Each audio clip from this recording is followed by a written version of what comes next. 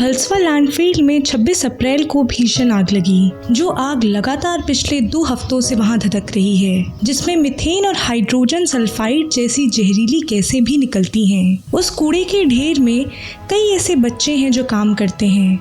सुबह 6 बजे से लेकर शाम के 6 बजे तक अपनी माता पिता की मदद करते हैं। उनकी आंखों में सपने हैं, लेकिन गरीबी उन सपनों को बार बार जला देता है।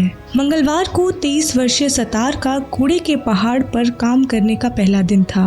वो अपने कंधे पर झोला लिए प्लास्टिक और लोहे की खोज कर रहा था। HW न्यूज से बात करते हुए सतार ने बताया कि 3 साल पहले गरीबी के कारण उसके माता पिता ने फांसी लगाकर आत्महत्या कर ली थी। उस वक्त वो स्कूल जाया करता था, लेकिन उस हादसे ने उसकी जिंदगी बदल दी। सतार की 20 वर्षीय बहन है जो घर पर रहती है। जैसे सतार किशोर अवस्था में आया, उसके रिश्तेदार उसे दिल्ली ले आए। अपनी पढ़ाई छोड़ सतार कूड़े के ढेर पर काम करने लगा। सतार ने बताया कि उसे पढ़ना बहुत पसंद था। बड़े होकर टीचर बनना चाहता था, लेकिन फिर अपने सभी सपने छोड़ राजधानी अपनी बहन की शादी करवाने के भार को लेकर आ गया। निभा, जिसकी उम्र 10 साल है, वो माता पिता के साथ मुजफ्फरपुर से दिल्ली आई।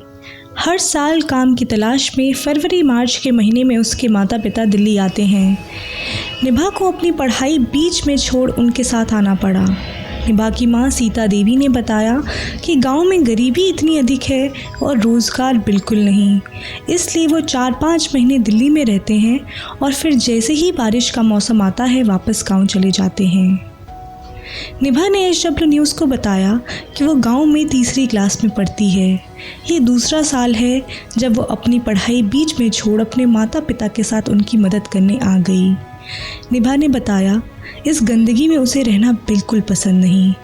जब वो गांव में थी तब दोस्तों के साथ खेला करती थी, उनके साथ रोज़ सुबह स्कूल जाया करती थी, लेकिन यहाँ दिन भर पूरा दिन कूड़े के ढेर में निकल जाता है। शिखा, जिसकी उम्र 11 साल है, वो निभा की चचेरी बहन है।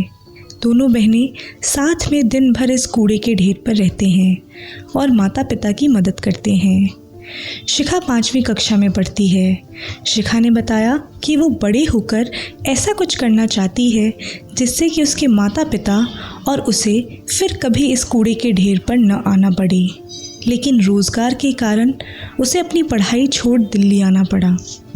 7 वर्षीय डोला देवी अपने दोस्त अंशु के साथ कूड़े के ढेर के पीछे बातें कर रही थी। जब HW न्यूज़ की टीम ने दोनों से बातें की तो डोला ने बताया कि उसे यहाँ रहना बिल्कुल पसंद नहीं है। वहीं उसकी दोस्त अंशु ने बताया कि कैसे जब यहाँ आग लगी थी तो उसके माता पिता काम नहीं कर पा रहे थे। अंशु ने बताया कि बीच में 2 दिन ऐसा भी आया जिसमें उसके पूरे परिवार ने रात को भात और अचार खाकर सोना पड़ा। अंशु ने बताया वो बड़े होकर पुलिस बनना चाहती है क्योंकि उसे यूनिफॉर्म बहुत पसंद है। स्कूल में उसका दाखिला तो हुआ, लेकिन जा नहीं पाती है क्योंकि माता पिता की मदद के लिए वह सुबह से ही कूड़े के ढेर पर आ जाती है। वहीं वहाँ खड़ी डोला ने पतली आवाज़ में कहा कि सब बोलते हैं कि हम गरीब हैं, इसलिए हमें स्कूल नहीं यहाँ पर काम करना चाहिए, लेकिन मुझे तो स्कूल जाना पसंद है और मैं स्कूल ज़रूर जाऊँगी। 20 वर्षीय चंदन ने बताया कि उसके परिवार में वो और उसकी माँ हैं। चंदन ने HW न्यूज़ को बताया कि पिता के गुजर जाने के बाद से ही वो पढ़ाई छोड़ काम में लग गया। इतना पढ़ न सका कि कोई और नौकरी कर पाता, इसलिए यहीं कूड़ा बीनने का काम करने लगा। उसने बताया कि वो ये काम शौक से नहीं करता है, लेकिन अगर एक दिन भी काम नहीं किया तो रात को उसकी माँ और वो खाना नहीं खा पाएंगे। वहीं 15 वर्षीय मोहित ने बताया कि जब से उसने होश संभाला है तब से वो ये काम कर रहा है। पढ़ाई तो कभी की ही नहीं, बस लोगों से स्कूल के बारे में सुना है।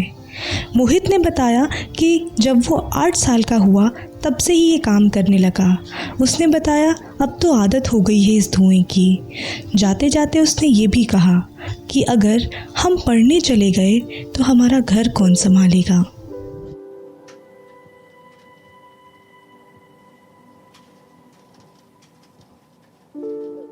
सर्व शिक्षा अभियान के तहत 6 साल से लेकर 14 साल के बच्चों का शिक्षा ग्रहण करना मौलिक अधिकार है, लेकिन अभी भी मोहित, चंदन, सतार आदि जैसे कई ऐसे बच्चे हैं जो गरीबी के कारण इन मौलिक अधिकारों से वंचित हैं।